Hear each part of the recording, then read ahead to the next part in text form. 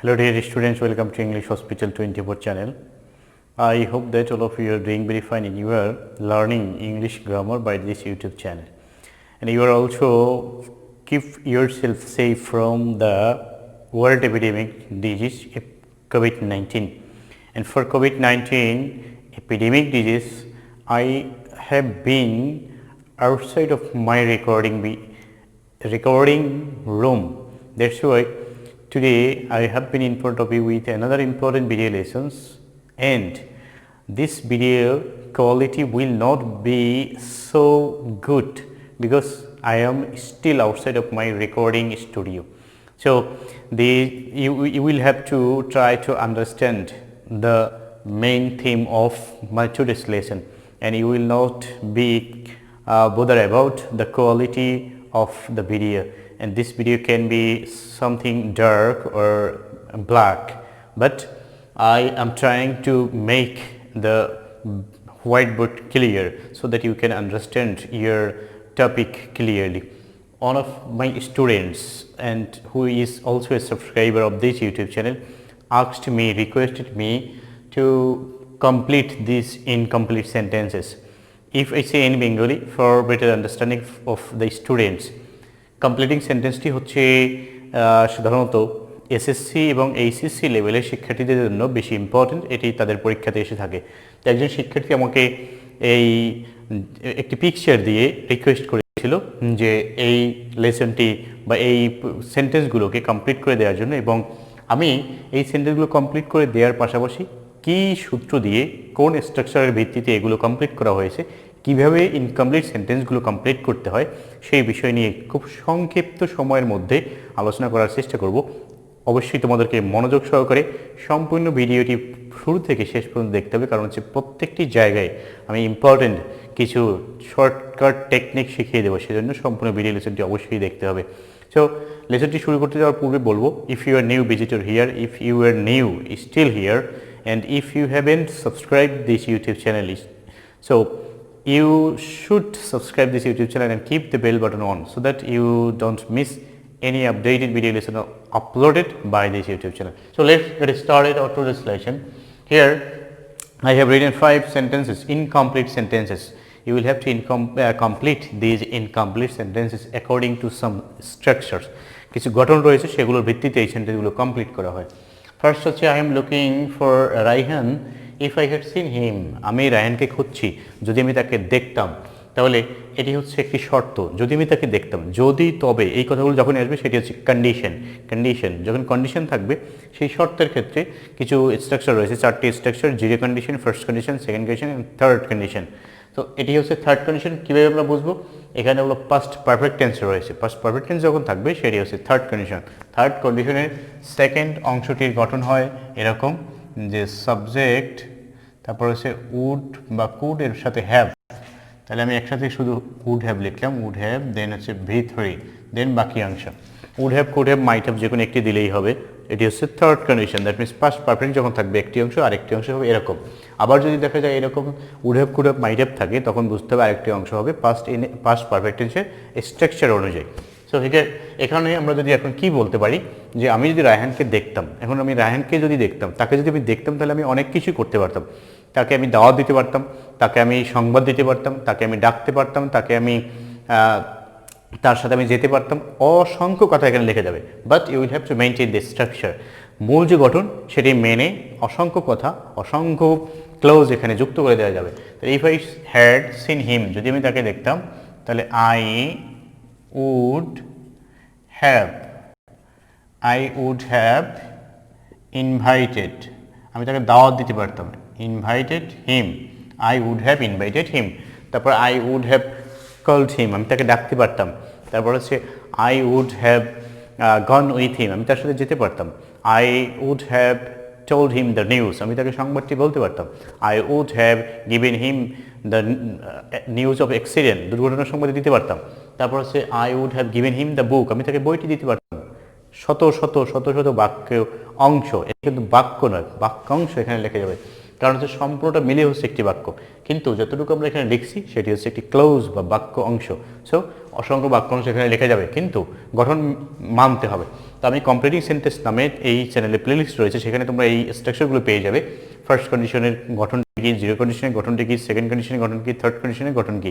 সেজন্য আজকে আমি শুধু এই সংক্ষিপ্ত আকারে কিন্তু আলোচনা করছি এখানে। তাহলে if I had SIM, that means যদি পাস্ট পারফেক্ট টেন্স থাকে তাহলে পরবর্তী যে অংশটুকু পাস্ট পারফেক্ট কন্ডিশনাল বলা হয় এটাকে, সেটি হবে উড হ্যাভ, কুড হ্যাভ বা মাইট হ্যাভ, তারপর হচ্ছে V3, that means third form of main verb, মূল ভার্বের 3 নম্বর যে ফর্মটি, পাস্ট পার্টিসিপল ফর্ম বলে থাকি আমরা, সেটি এখানে বসবে। তারপর নাম্বার 2 হচ্ছে শিলা সিমড আপসেট, শিলাকে একটু খুব দুঃখিত দেখাচ্ছে, আপসেট দেখাচ্ছে, বিমর্ষ দেখাচ্ছে। শি টকড অ্যাজ ইফ, এই অ্যাজ ইফ এর নিয়মটি হচ্ছে অ্যাজ ইফ এবং অ্যাজ দো, অ্যাজ ইফ অথবা অ্যাজ দো এর একটি নিয়ম রয়েছে বা এর একটি স্বতন্ত্র স্ট্রাকচার রয়েছে।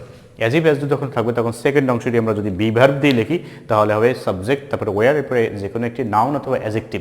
আমি সর্বদা সেকেন্ড অংশ যদি তোমাকে কমপ্লিট করতে বলে তাহলে এই স্ট্রাকচার দিয়ে লিখতে বলবো।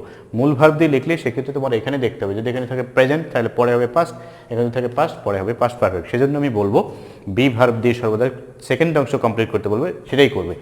তাহলে শি টকড অ্যাজ ইফ, সে এমনভাবে কথা বলছে, শি ওয়্যার, এখন তুমি নাউনও লিখতে পারো অ্যাডজেক্টিভও লিখতে পারো। যেহেতু এখানে সে আপসেট তাহলে শি ওয়্যার ইল, সে এমনভাবে কথা বলছে যেন সে অসুস্থ, শি ওয়্যার সিক, সে অসুস্থ। এখন যদি আমরা মূল ভার্ব দিয়ে লিখি তাহলে এখানে লিখতে হবে হ্যাড বিন ইল, যেহেতু এখানে পাস্ট ইনডিফিনিট রয়েছে তাহলে পাস্ট ইনডিফিনিট থাকলে পরের অংশটি হবে পাস্ট পারফেক্ট, সেক্ষেত্রে লিখতে হবে শি হ্যাড বিন ইল, যে সে এমনভাবে কথা বলেছিল যেন সে অসুস্থ। তাহলে মনে রাখতে হবে অ্যাজ ইফ অ্যাজ দো যখন থাকবে তখন সেকেন্ড অংশ কমপ্লিট করতে বলে সেখানে সাবজেক্ট ওয়্যার, এরপর হচ্ছে যে কোনো একটি অ্যাডজেক্টিভ অথবা নাউন। তাহলে সাবজেক্ট, এরপর সর্বদাই ওয়্যার, এখানে অন্য কোনো ভার্ব বলবে না, নাউন অথবা অ্যাডজেক্টিভ, এটা দিয়ে সেকেন্ড অংশ কমপ্লিট করবে। কিন্তু মূল ভার্ব দিয়ে লিখলে সেক্ষেত্রে খেয়াল করতে হবে ফার্স্ট যে ভার্বটি থাকবে সেটি যদি থাকে প্রেজেন্ট তাহলে পরেরটি হবে পাস্ট, যদি প্রথমটি থাকে পাস্ট ইনডিফিনিট তাহলে পরেরটি হবে পাস্ট পারফেক্ট। তখন সেক্ষেত্রে মূল ভার্ব দিয়ে লেখার চেয়ে বি ভার্ব দিয়ে অক্সিলারি ভার্ব দিয়ে লেখাটাই সবচেয়ে ভালো, তাহলে টেন্সের কোনো ভুল হবে না। দেন নাম্বার 3 হচ্ছে yesterday we were at our office, গতকাল আমরা আমাদের অফিসে ছিলাম। Scarcely had we finished our duty, scarcely had, hardly had, no sooner had এর একটি স্ট্রাকচার রয়েছে। তাহলে স্কেয়ার্সলি এবং হার্ডলি যখন থাকে তখন হচ্ছে দ্বিতীয় যে ক্লোজটি সেটি লেখার পূর্বে হোয়েন যুক্ত করতে হয়, আর যদি নো সুনার হ্যাড থাকে তাহলে দ্বিতীয় ক্লোজটি লেখার আগে দেন ব্যবহার করতে হয়। তাহলে মনে রাখতে হবে নো সুনার হ্যাড যখন থাকবে তখন দুটো ক্লোজের মাঝখানে বসবে দেন, এটাই হচ্ছে পার্থক্য, বাকি সবগুলোই একই। আর যদি স্কেয়ার্সলি হ্যাড অথবা হার্ডলি হ্যাড থাকে তাহলে মাঝখানে হবে হোয়েন অথবা বিফোর, এই জন্য হোয়েন লেখারই সর্বদাই ভালো। এখানে স্কেয়ার্সলি রয়েছে আমরা হোয়েন লিখবো, তাহলে হোয়েনের পরের অংশটি সর্বদা যা লিখবো সেটি হবে পাস্ট ইনডিফিনিট টেন্স। যে কথাই তুমি লেখো আকাশ বাতাস পানি যা লিখবে তুমি সেটাই লিখবে, সেটা হবে পাস্ট ইনডিফিনিট টেন্স। তাহলে scarcely had we finished our duty, যখনই আমরা আমাদের কাজ শেষ করলাম তাহলে আমরা কি করলাম, উই ওয়েন্ট, আমরা চলে গিয়েছিলাম সেটা লিখলে হয়। উই স্টার্টেড আওয়ার জার্নি, আমাদের জার্নি শুরু করেছিলাম। তারপরে হচ্ছে উই কেম ব্যাক, আমরা ফিরে এসেছিলাম যা লিখে। অথবা এখানে যেহেতু বলছে যে আমরা আমাদের অফিসে ছিলাম তাহলে scarcely had we finished our duty, যখনই আমরা আমাদের দায়িত্ব বা কাজ শেষ করলাম। When we came back home, আমরা বাড়িতে ফিরে এসেছিলাম। We came to A restaurant, আমরা একটি রেস্টুরেন্টে এসেছিলাম। উই ওয়েন্ট টু মার্কেট, আমরা মার্কেটে গিয়েছিলাম। অসংখ্যটা লেখা যাবে, মনে রাখতে হবে শুধু স্ট্রাকচারটি যে হার্ডলি হ্যাড এবং স্কেয়ার্সলি হ্যাড যখন থাকবে হার্ডলি হ্যাড অথবা স্কেয়ার্সলি হ্যাড, তখন দ্বিতীয় অংশটি লেখার পূর্বে ব্যবহার করতে হবে হোয়েন অথবা বিফোর। আর যদি আমরা থাকে নো সুনার হ্যাড তাহলে সেখানে এই হোয়েনের জায়গায় শুধু দেন, এতটুকুই পার্থক্য, বাকি সব স্ট্রাকচার একই, এটি মেনটেন করলেই চলবে, সেন্টেন্সটি কারেক্ট হয়ে যাবে। Then number 4 we are not free from danger, আমরা বিপদ মুক্ত নই। Danger of it comes where, এটা হচ্ছে একটি প্রোভার্বসের মতো, প্রবাদ বাক্যের মতো, যেখানে বাঘের ভয় সেখানেই রাত হয়। তাহলে ডেঞ্জার অফ ইট কামস হোয়ার, যেখানে এটাকে ভয় করা, it is feared, danger of it comes where it is feared, যে যেখানেই বাঘের ভয় সেখানেই রাত পায়, যেখানে বাঘের ভয় সেখানেই রাত হয়, যেটাই তুমি বলো। তাহলে we are not free from danger of it comes where it is feared, এটি প্রবাদ বাক্যগুলো তোমাকে মুখস্থ করতে হবে। এই চ্যানেলে আমি কতগুলো প্রোভার্বস দিয়েছি, সেগুলো তোমরা মুখস্থ করলে সেগুলো থেকে সকল বোর্ড পরীক্ষাতে কমন পাবে, must, I can assure you, তোমাকে নিশ্চিত করে আমি বলছি সেই প্রোভার্বসগুলো পড়লে সেখান থেকেই কমন পাবে।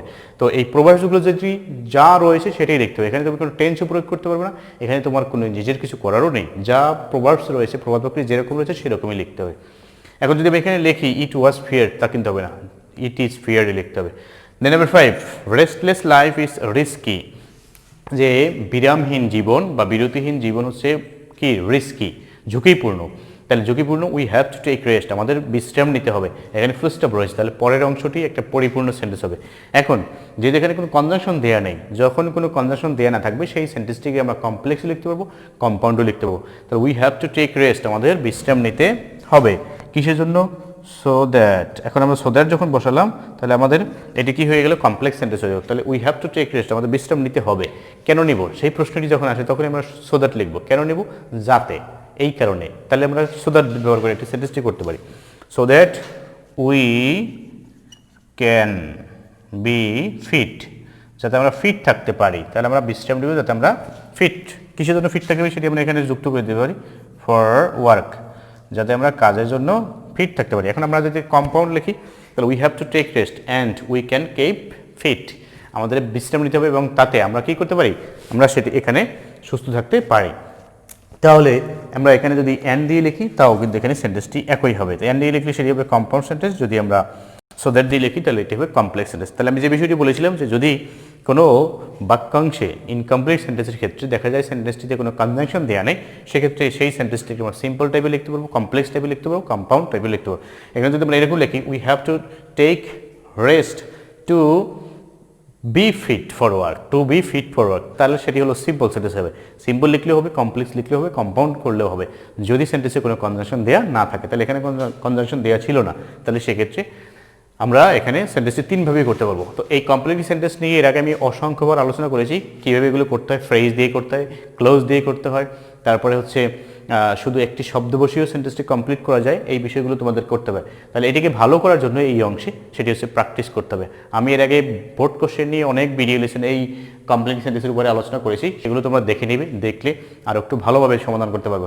তারপরেও একজন শিক্ষার্থী যে আমাকে এই ছবি তুলে এই ভিডিও লেসনটি তৈরি করার জন্য আর রিকোয়েস্ট করেছিল তাকে আমি অসংখ্য ধন্যবাদ জানাই। কারণ হচ্ছে যে সকল শিক্ষার্থীদের শিক্ষার আগ্রহ রয়েছে তারা কিন্তু বেশি ভালোভাবে শিখতে পারে, কারণ হচ্ছে আগ্রহী শিক্ষার্থী ছাড়া কখনোই ভালো কিছু শেখা যায় না। তোমাকে শিক্ষকের কাছে তোমাকে অবশ্যই প্রশ্ন করতে হবে, শিক্ষকের কাছ থেকে চেয়ে চেয়ে নিতে হবে, কারণ হচ্ছে তুমি যখন শিক্ষকের কাছে তোমার ডিম্যান্ড জানাবে তখন কিন্তু তিনি আরও বেশি তোমাকে শেখানোর জন্য উৎসাহিত হবে। সো তোমাকে অসংখ্য ধন্যবাদ, তুমি এই ভিডিও লেসনটি তৈরি করার জন্য বা এই সেন্টেন্সগুলোকে তোমার জন্য কমপ্লিট করে দেওয়ার জন্য তুমি আমাকে রিকোয়েস্ট করেছো।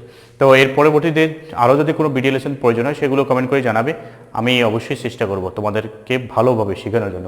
তো আজকে এখানে শেষ করব, পরবর্তীতে আবার কোনো ইম্পর্টেন্ট ভিডিও লেসন নিয়ে I will be in front of you with another important video lesson, and I want to finish here, and I hope that you will be learning English language and spoken English by this YouTube channel. You will never stop learning English language because this is the age of English and you have no alternative without learning English language.